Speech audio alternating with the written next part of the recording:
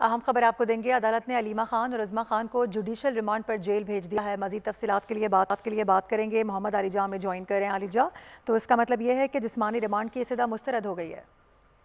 बिल्कुल, पुलिस की जानिब से मजीद जिस्मानी रिमांड की इस्तदा की गई थी, जिसको अदालत ने मुस्तरद किया है। आज 2 रोज़ा जिस्मानी रिमांड मुकम्मल होने पर बानी चेयरमैन पीटीआई की बहन अलीमा खान और उज़मा खान को अदालत में पेश किया गया था और अलीमा खान की जानिब से नियाजुल्लाह नियाजी और वकील फैसल चौधरी ने दलाइल दिए हैं।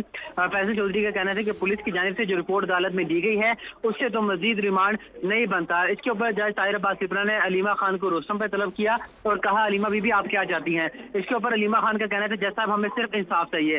अदालत ने अलीमा खान और उज़मा खान की मजीद जिस्मानी रिमांड की सजा मुस्तरद कर दी है और उनको जुडिशल रिमांड पर जेल भेज दिया है। बाद अदालत की जानिब से अलीमा खान को फैमिली से मुलाकात की इजाजत भी दे दी गई है। जी ठीक है आलिजा, बहुत शुक्रिया आपका।